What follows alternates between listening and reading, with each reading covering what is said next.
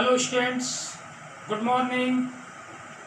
Today I explain about the second lecture or second topic of chapter 8.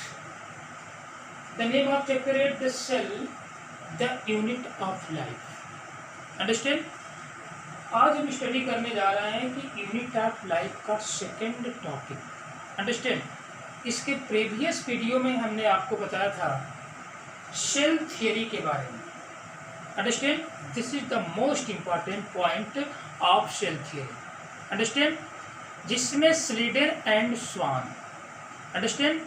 स्लीडन एक German botanist थे. उन्होंने large amount of plant को collect करके जब analysis किया तो उन्होंने ये एग्जामिन किया उस प्लांट्स के अंदर कि इसमें मोर देन वन सेल्स हैं और सभी सेल्स जो है कंपोज्ड होकर के एक टिश्यू का फॉर्मेशन कर रहे हैं. अंडरस्टैंड?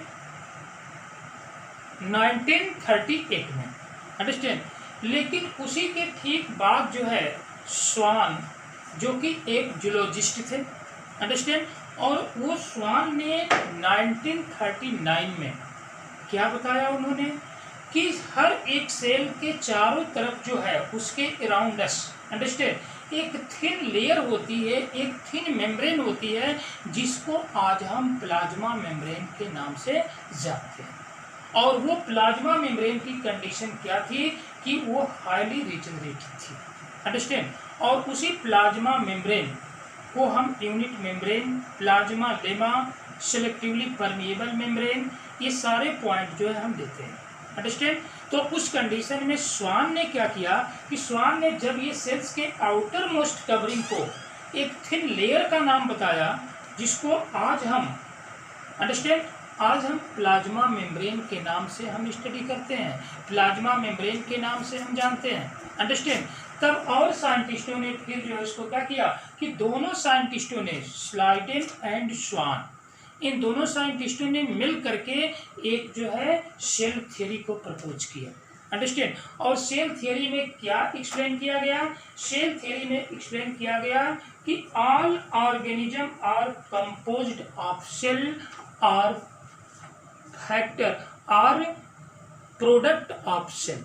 अंडरस्टैंड? कि जितने ऑर्गेनिज्म है या तो सेल के कंपोजिशन से बने हैं या तो उसके प्रोडक्ट से बने हैं. अंडरस्टैंड?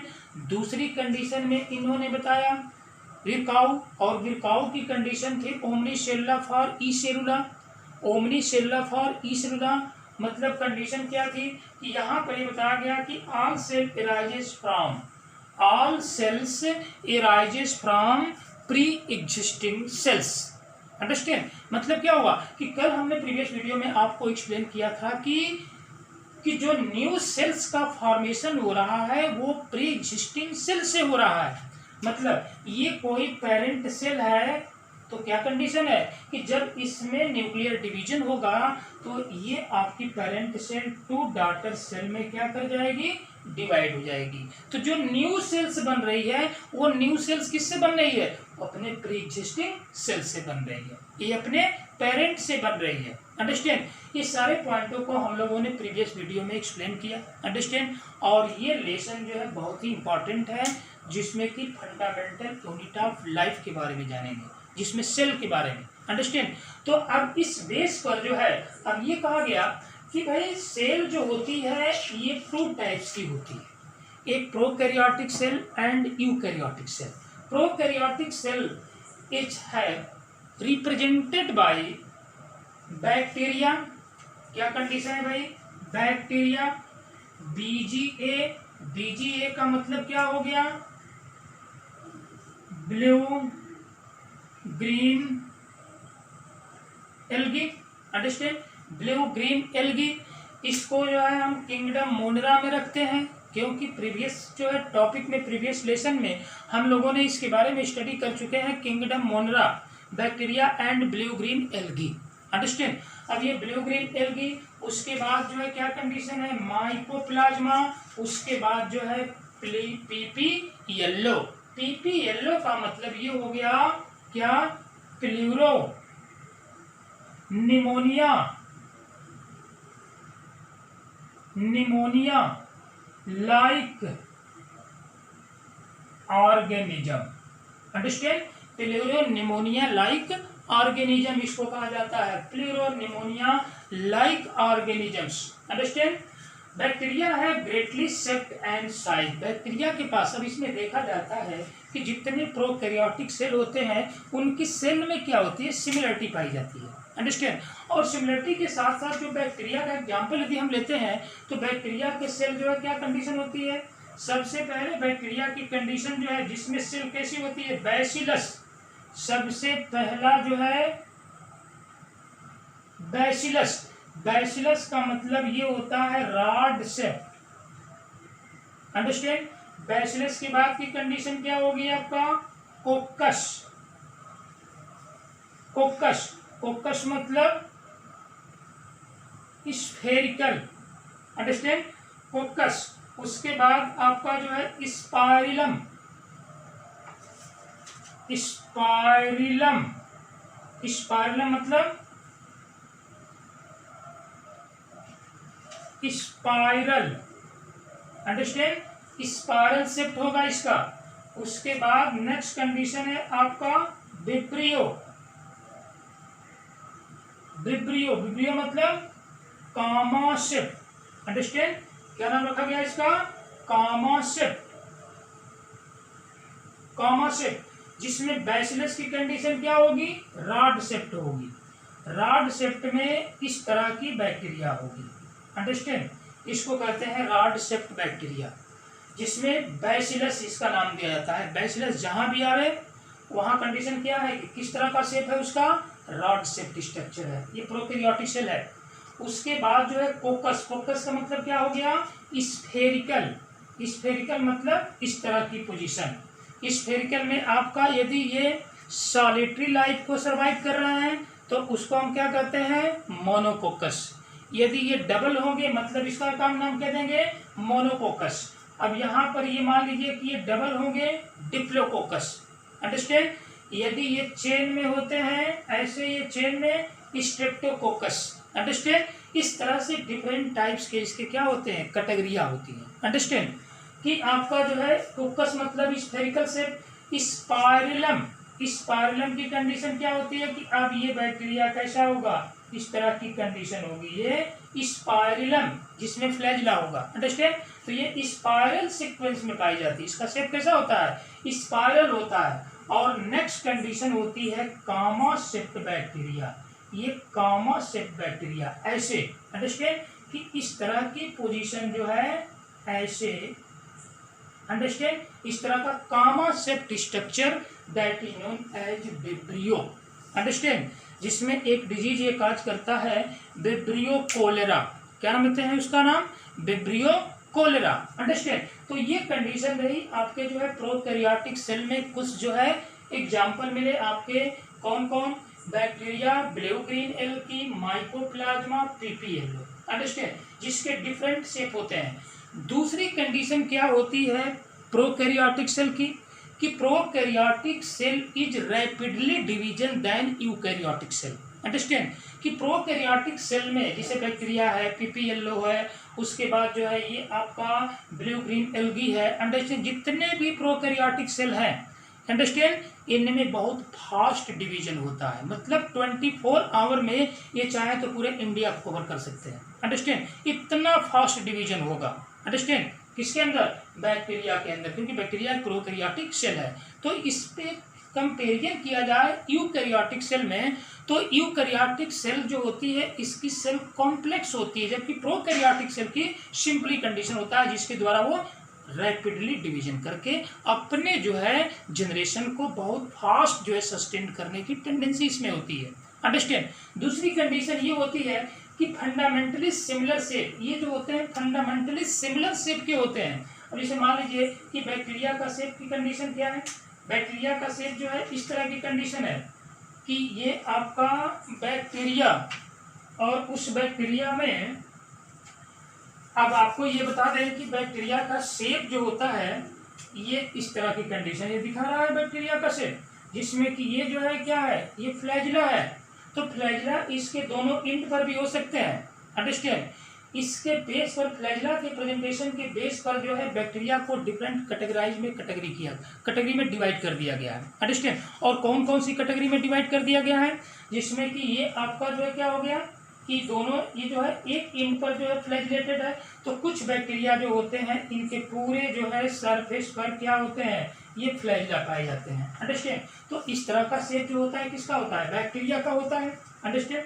दूसरा शेप जो होता है आपका कैसा होता है, जिसमें कि टिपिकली ये आपकी बैक्टीरिया का शेप जो होता है, कंडीशन क्या होती है कि 1.2 माइक्रोमीटर का होता है। अंडरस्टैंड। जबकि वही कंडीशन होती है आपके पीपीएलओ की, ये आपका पीपीएलओ है, ये पीपीएलओ, और इसका नाम जो है दिया गया पीपीएलओ, प्लूरोनिमोनिया लाइक ऑर्गेनिज्म। और ये प्लूरोनिमोनिया लाइक ऑर्गेनिज्म जो है इसका शेप जो होता है 0.1 माइक्रोमीटर का होता है। अंडरस्टैंड। वही कंडीशन आपका होता है वायरसेस की। वायरसेस, अब देखिए ये वायरसेस है, ये क्या कंडीशन है, ये वायरस की कंडीशन है। अंडरस्टैंड। ये वायरस है, वायरस, और वायरस का शेप जो होगा आपका 0.022.2 माइक्रोमीटर, ये वायरस का शेप है। तो ये क्या है, ये डिफरेंट शेप। अंडरस्टैंड। तो उस कंडीशन में जो है ये आपका जो है वायरस की कंडीशन हो जाए। अब यदि किसी यूकैरियोटिक टिपिकल सेल की यदि हम स्ट्रक्चर लेते हैं कि ये जो है यूकैरियोटिक है जिसका टिपिकल स्ट्रक्चर है, और उस टिपिकल स्ट्रक्चर में अब एक कंडीशन क्या है, ये आपका जो है प्लाज्मा मेम्ब्रेन। अंडरस्टैंड। क्योंकि यदि प्रोकैरियोटिक सेल में बैक्टीरिया है तो बैक्टीरिया के प्रोकैरियोटिक सेल में जो प्लाज्मा मेम्ब्रेन है उसकी आउटर कवरिंग जो है सेलुलोज की बनी हुई है, सेल वॉल प्रेजेंट होती है। अंडरस्टैंड। तो ये क्या कंडीशन है, प्लाज्मा मेम्ब्रेन की है। और प्लाज्मा मेम्ब्रेन के बाद ये कंडीशन आता है किसका, न्यूक्लियस का। ये कंडीशन किसका आता है, न्यूक्लियस का। अंडरस्टैंड। ये क्या होती है, न्यूक्लियस। और ये न्यूक्लियस में ये जो आपके पोर दिख रहे हैं ये न्यूक्लियर पोर कहलाते हैं। अंडरस्टैंड। ये क्या होती है, डबल मेम्ब्रेनस होती है। और इस कंडीशन में यहाँ पे ये होता है इंडोप्लाज्मिक रेटिकुलम। क्या कंडीशन है, इंडोप्लाज्मिक रेटिकुलम। और यहाँ पे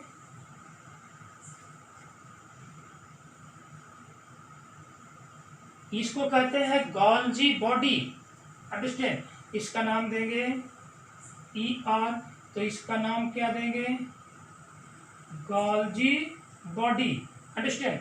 ये क्या कंडीशन है, गोल्जी बॉडी की। अब ये गोल्जी बॉडी के थ्रू जो होता है,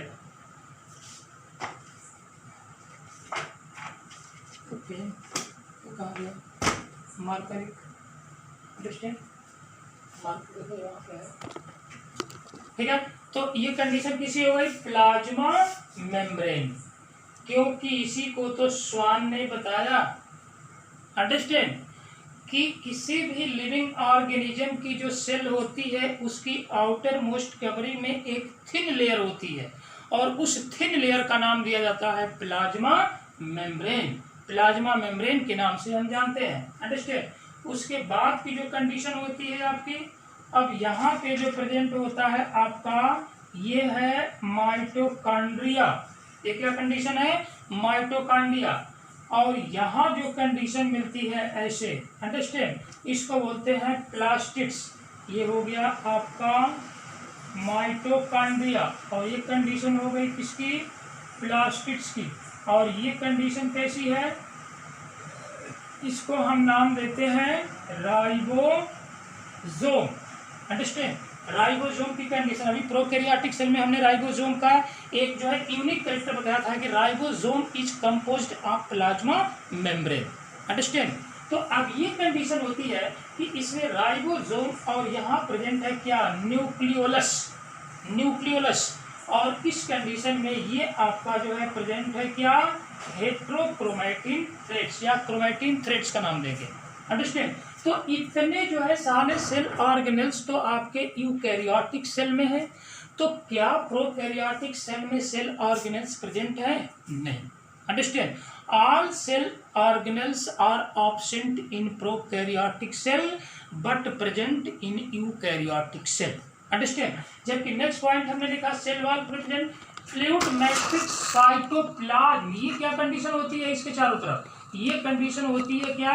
ये साइटोप्लाज्म की कंडीशन होती है और यहीं पे प्रेजेंट होता है प्रोटोप्लाज्म, क्योंकि साइटोप्लाज्म जो होता है प्रोकैरियोटिक सेल में पूरे सेल के अंदर प्रेजेंट होगा। अंडरस्टैंड, क्योंकि इसमें प्रोकैरियोटिक सेल में न्यूक्लियस क्या होती है? एब्सेंट होती है। न्यूक्लियस के ऊपर जब कोई न्यूक्लियर मेम्ब्रेन ही नहीं है तो न्यूक्लियर क्या, lack of nucleus in prokaryotic cell, but eukaryotic cell nuclear membrane is present so that nucleus is present. Understand, understand. तो इस तरह की कंडीशन जो है न्यूक्लियस की। उसके बाद cytoplasm is the spread of whole cell. Understand, this condition that is known as, ये आपका क्या होगा? न्यूक्लियोइड्स। मतलब न्यूक्लियस प्रोकैरियोटिक सेल में नहीं है तो न्यूक्लियस को तो हम क्या जानते हैं कि भाई ये न्यूक्लियस हमारा जो है यह सेल का क्या है? डायरेक्टर है, कंट्रोलिंग ऑर्गन है। यदि न्यूक्लियस ही एब्सेंट हो जाए तो सेल का कोई मतलब नहीं रह जाएगा। अंडरस्टैंड, तो ये कंडीशन है कि इसमें न्यूक्लियस को लाइक होती है प्रोकैरियोटिक सेल में, लेकिन साइटोप्लाज्म पूरे सेल के अंदर फैली होती है और उसमें एक सिंगल ये आपका क्या प्रेजेंट होता है? सर्कुलर डीएनए प्रेजेंट होता है। किसमें? प्रोकैरियोटिक सेल में। जबकि यूकैरियोटिक सेल में डीएनए जो होता है सर्कुलर और लीनियर दोनों टाइप्स का होगा। अंडरस्टैंड, तो इस कंडीशन में ये आपका, जबकि दूसरी कंडीशन क्या होती है कि DNA is not closed of the any membrane. Understand, मतलब ये डीएनए जो है किसी जो है प्रोटीन मतलब हिस्टोन प्रोटीन से कनेक्ट नहीं होता, जबकि यूकैरियोटिक सेल में डीएनए जो हिस्टोन प्रोटीन के थ्रू कनेक्ट होगा। अंडरस्टैंड, तो इस तरह की कंडीशन जो होती है आपके प्रोकैरियोटिक और यूकैरियोटिक सेल की होती है। अंडरस्टैंड, स्मॉलर डीएनए जो बैक्टीरिया के अंदर जो अपना एक डीएनए है, लेकिन उसके साथ साथ जैसे मान लीजिए कि ये बैक्टीरिया है। अंडरस्टैंड, और इस बैक्टीरिया में ये जो है क्या है? ये आपका डीएनए है, किसका? बैक्टीरिया का। लेकिन उसके साथ साथ एक और जो है स्मॉलर साइज का जीनोम होगा और उस जीनोम का नाम देंगे हम क्या? ये नाम देंगे हम प्लाज्मिड्स। और ये प्लाज्मिड्स जो होता है एक डीएनए से, बैक्टीरिया के एक डीएनए को दूसरे बैक्टीरिया के डीएनए में ट्रांसफॉर्मेशन में ये हेल्प करेगा। और दूसरी कंडीशन ये होगी कि किसी फॉरेन डीएनए को, यदि किसी जो है लीनियर डीएनए को, किसी जो है एलियन डीएनए को किसी होस्ट के अंदर एंट्री कराना है तो वो जो है किसके थ्रू होगा? प्लाज्मिड्स के थ्रू होगा, क्योंकि ये रैपिडली डिवीजन करता है, जिसमें अभी हमने बताया रिप्लिकेशन डुप्लीकेशन। अंडरस्टैंड, तो रिप्लिकेशन डुप्लीकेशन का मतलब DNA change to DNA, DNA से डीएनए का फॉर्मेशन होगा। अंडरस्टैंड, तो इस तरह की कंडीशन कि यहाँ पर यदि मान लीजिए कि ये आपका प्लाज्मिड्स है। अंडरस्टैंड, और इस प्लाज्मिड्स में यदि आप डीएनए मतलब ये किसका डीएनए है? एक जो है फॉरेन डीएनए है, मतलब अपने प्रोजेनी को आप क्या करना चाहते हैं? थोड़ा सा और मॉडिफाइड करना चाहते हैं। अंडरस्टैंड, जिससे कि प्रोडक्शन आपका क्या कर जाए? इंक्रीज कर जाए। अंडरस्टैंड, तो उस तरह से फॉरेन डीएनए को हमने इसके साथ थोड़ा सा कट करके यहाँ पर हमने फॉरेन डीएनए को क्या कर दिया? अटैच कर दिया। किसके साथ? प्लाज्मिड्स के साथ। तो जब प्लाज्मिड्स रिप्लिकेशन करेगा, डुप्लीकेशन करेगा, तो उतने ही फास्ट से क्या होगा? इस एलियन का डीएनए भी रिप्लिकेशन डुप्लीकेशन करेगा, तो वहां पर क्या बन जाएगा? एक क्लोनिंग सिस्टम बन जाएगा, एक क्लोन का फॉर्मेशन हो जाएगा। और उसके द्वारा यदि उसके प्रोजनी में किसी दूसरे प्रोजनी के अंदर उसको इंसर्ट करते हैं तो वहां पर जो जनरेशन का प्रोडक्शन होगा वो थोड़ा सा इससे मॉडिफाइड जनरेशन हो जाएगी। अंडरस्टैंड, तो इसमें जो है हेल्प किया जाता है किसका? प्लाज्मिड्स का। तो बैक्टीरिया के अंदर तो अपना डीएनए होता है ये सर्कुलर, एक दूसरा स्मॉलर साइज का जो है जीनोम होता है जिसको हम क्या बोलते हैं? प्लाज्मिड्स कहते हैं। अंडरस्टैंड, तो इस तरह की कंडीशन जो होती है इसमें प्रोकैरियोटिक सेल में होती है। अंडरस्टैंड, जबकि ये डीएनए क्या करेगा? जो प्लाज्मिड से क्या करेगा? ये monitor of transfer of foreign DNA, जो फॉरेन डीएनए है उसको मॉनिटरिंग करने का काम करेगा, उसको ट्रांसफर कराने का काम करेगा। ट्रांसफर भी होता है तो उसको मॉनिटर भी करेगा। अंडरस्टैंड, कौन? ये आपका प्लाज्मिड्स। अंडरस्टैंड, दूसरी कंडीशन ये होती है कि ribosome composed of plasma membrane. ये राइबोसोम जो होता है प्लाज्मा मेम्ब्रेन के साथ ये कंपोज्ड होता है, अंडरस्टैंड। जबकि इस तरह की सिचुएशन आपके यूकैरियोटिक सेल में नहीं होती है, अंडरस्टैंड। ये आपका डीएनए राइबोसोम जो यूकैरियोटिक सेल है, एक तो साइटोप्लाज्म में प्रेजेंट होगा, अंडरस्टैंड। कल ही हमने बताया था आपको साइटोप्लाज्म के साथ जो है, साइटोप्लाज्म में तो प्रेजेंट है राइबोसोम, और दूसरी कंडीशन है कि साइटोप्लाज्म में जो सेल ऑर्गेनेल्स है जिसमें कि माइटोकॉन्ड्रिया और क्लोरोप्लास्ट, उसके अंदर भी ये राइबोसोम क्या होता है, प्रेजेंट होता है पर्टिकुलर, अंडरस्टैंड। इस बात को ध्यान रखिएगा। तो दूसरी कंडीशन होती है कि इनफोल्डिंग। अब इसमें बैक्टीरियल सेल की जो प्लाज्मा मेम्ब्रेन है सेल वॉल के ठीक नीचे जो प्लाज्मा मेम्ब्रेन, ऐसा है कि प्लाज्मा मेम्ब्रेन दोनों में है, प्रोकैरियोटिक सेल और यूकैरियोटिक सेल दोनों में है, अंडरस्टैंड। तो इसमें प्लाज्मा मेम्ब्रेन जो है फोल्ड हो करके क्या होगा, इनफोल्डिंग होगी प्लाज्मा मेम्ब्रेन की, और प्लाज्मा मेम्ब्रेन की फोल्डिंग हो करके ये कंडीशन ये बना लेगा जिसको हम कहेंगे क्या, मीसोसोम का नाम देंगे, अंडरस्टैंड। इसका नाम क्या देंगे हम, मीसोसोम, अंडरस्टैंड। ये मीसोसोम नाम देंगे। और मीसोसोम जो होता है ये आपका सेल मेम्ब्रेन की इनफोल्डिंग का मेन कैरेक्टरिस्टिक होता है, किसके अंदर, प्रोकैरियोटिक सेल के अंदर, अंडरस्टैंड। और इसका जो इक्विवेलेंट माना जाता है रेस्पिरेशन से, अंडरस्टैंड। तो इस तरह की कंडीशन जो होती है आपके प्रोकैरियोटिक सेल में होती है, अंडरस्टैंड। अब इसके जो है नेक्स्ट लेक्चर में आपको हम बताएंगे infolding of the cell membrane, envelope and its modification, कि इस सेल का इन्वेलप होकर के और मॉडिफिकेशन होकर के कौन कौन से स्ट्रक्चर बनाया जाता है और बनते हैं, उसका फंक्शन क्या होता है, ये आपको नेक्स्ट वीडियो में हम एक्सप्लेन करेंगे। Today this topic is finish, understand. Thanks students.